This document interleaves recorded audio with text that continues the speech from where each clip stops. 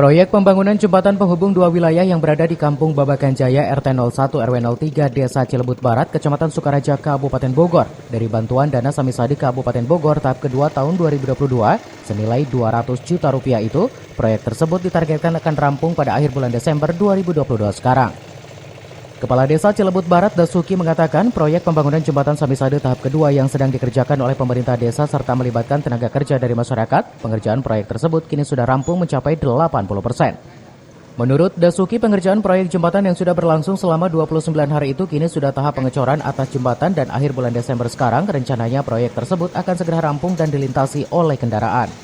Ini menghubungkan dari jalan raya ke wilayah RW 03 dan RW 02 bahkan ke RW 16. Ini Samisade tahap kedua ya?